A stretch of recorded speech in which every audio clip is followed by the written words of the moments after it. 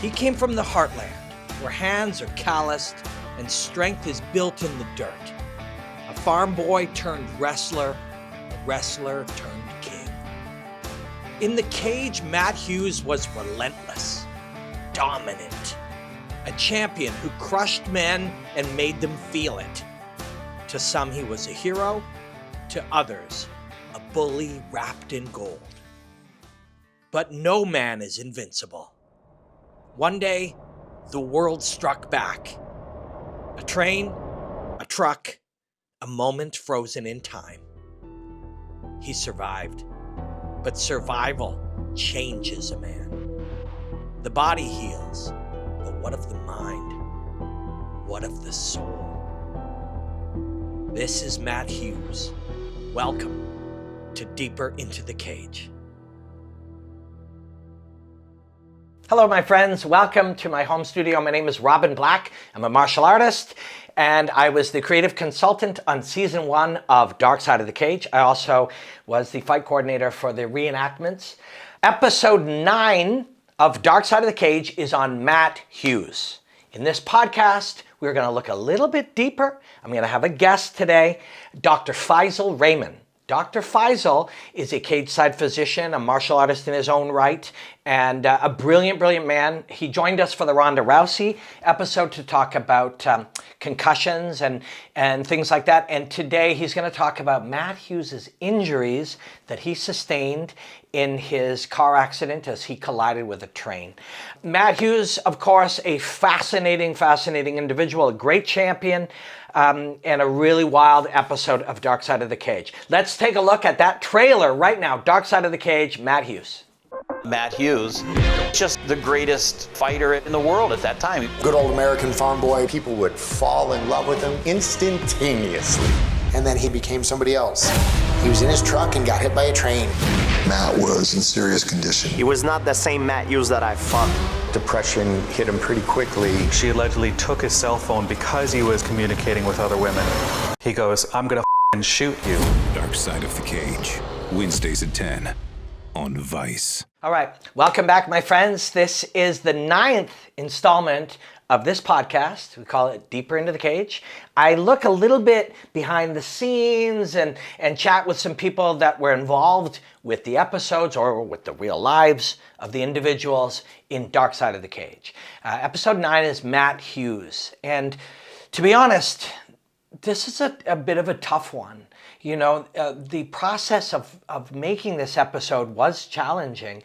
I don't think I'm overstepping to say that Matt Hughes was not universally loved when he was fighting and at different times during his career as he's been associated with the UFC.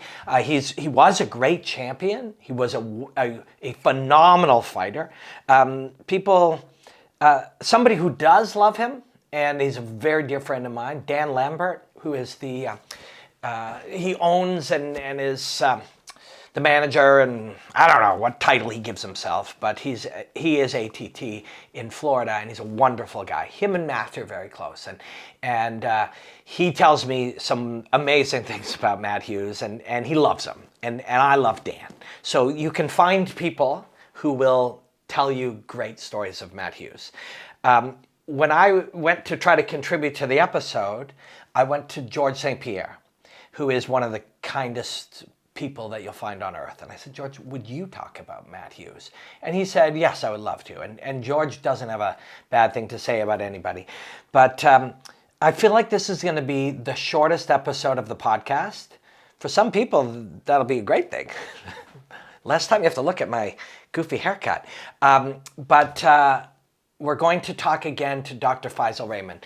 Matt Hughes' story is a wild one. It's difficult to tell, certainly difficult to tell in a single episode.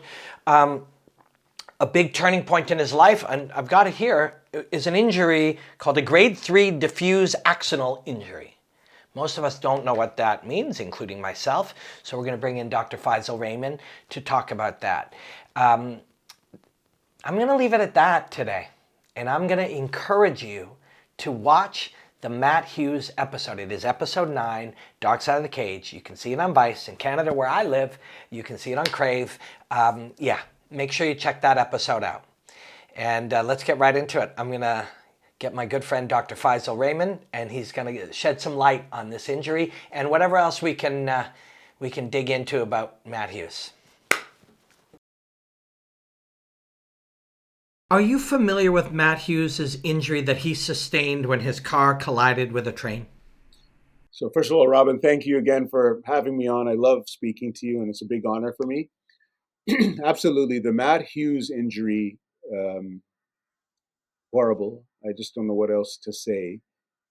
Being hit by a train while in his car, and although I'm not well versed with the exact mechanism as to how that happened, I know there's actually some lawsuits ongoing right now with respect to that.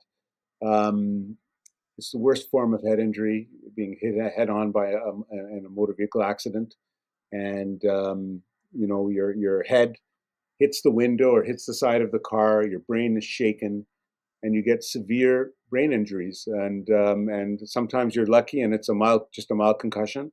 Other times you get a big intracranial bleed, and you're in the ICU intubated. And other times you're left with diffuse axonal injury, and you're no longer the person that you were previously. So devastating. And when that happened to Matt Hughes, I was very saddened. He's an amazing athlete, a pleasure to watch in the UFC, and to watch him compete and excel as a welterweight champion. But devastating.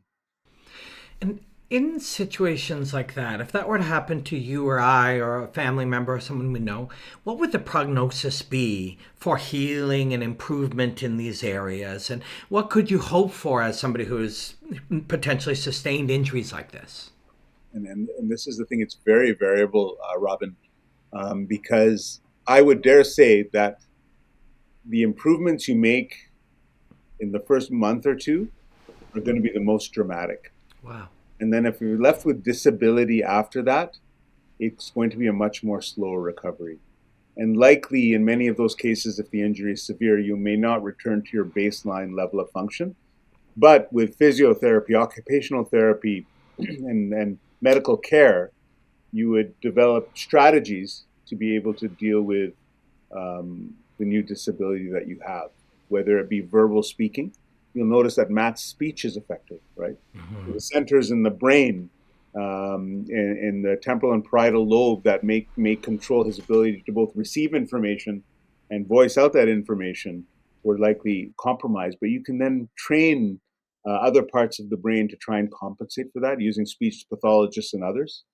That's just an example. But if after the first 2 months after an injury, if you're left with significant disability, you're only looking for small improvements after that.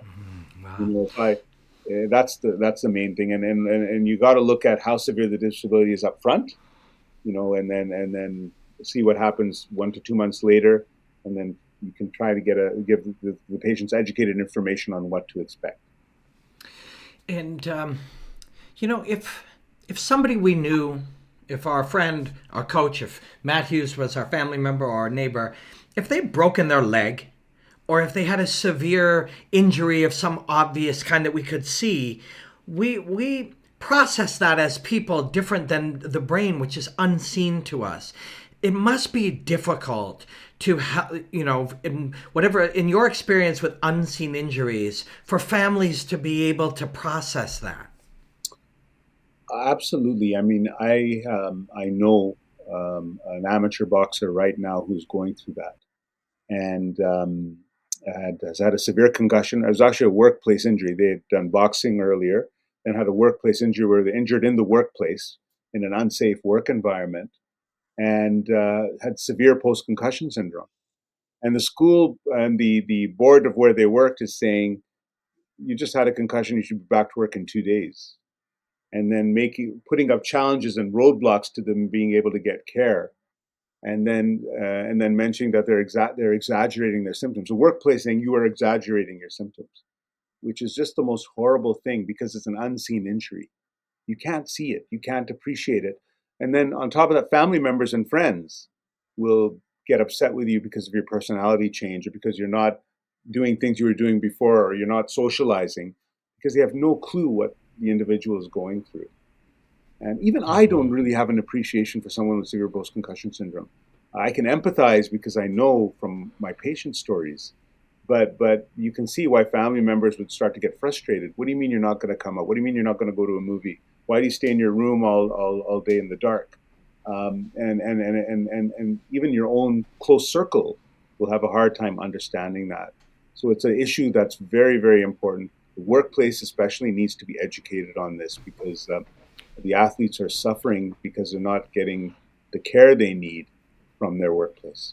And then there's financial issues they run into and such. So it's a big problem. And the fact that it's an unseen injury is a big issue, Robin. I'm glad you asked that question. Yeah, it's doing this series, Dark Side of the Cage, we've told some beautiful stories, but we do peer into some of these things, and often you're left with less understanding, or certainly more questions than you started with when it comes to brain injuries and as they relate to fighting. There's a long way to go for us to more deeply understand these things, whether it's an injury like Matt Hughes or a lifetime of combat like Ronda Rousey. There's just a long way for us to go, isn't there? 100%. And we need to do more studies, and we need to provide more support, which is why, I am happy that some promoters like Dana White, I think, are starting to take this more seriously and are providing the athletes with the medical care they need for the most part. I would have to say the vast majority of sanctioning bodies or fight promoters or commissions are not doing that.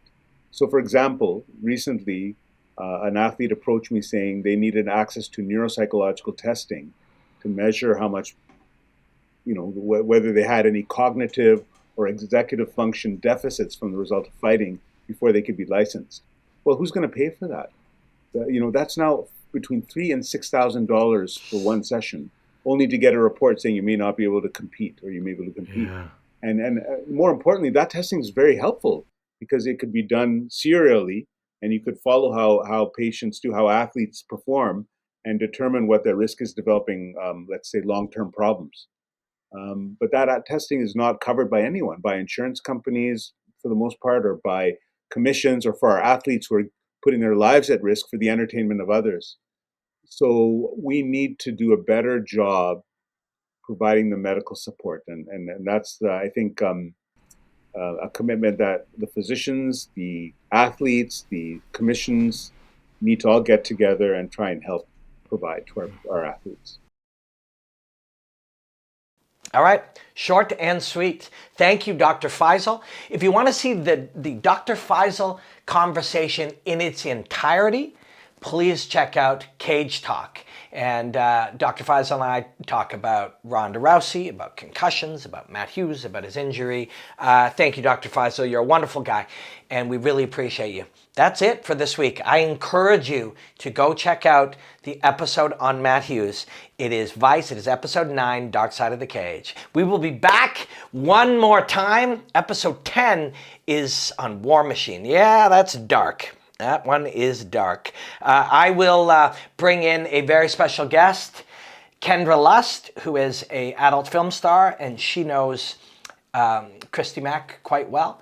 And she is a lifelong martial arts fan. I will also bring in a couple of executives from Dark Side of the Cage to talk about, hey, what if there's a season 2? What would we do?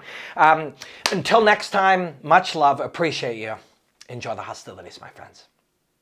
Matt Hughes, just the greatest fighter in the world at that time. Good old American farm boy. People would fall in love with him instantaneously. And then he became somebody else. He was in his truck and got hit by a train. Matt was in serious condition. He was not the same Matt Hughes that I fought. Depression hit him pretty quickly. She allegedly took his cell phone because he was communicating with other women. He goes, I'm gonna shoot you. Dark Side of the Cage, Wednesdays at 10 on Vice.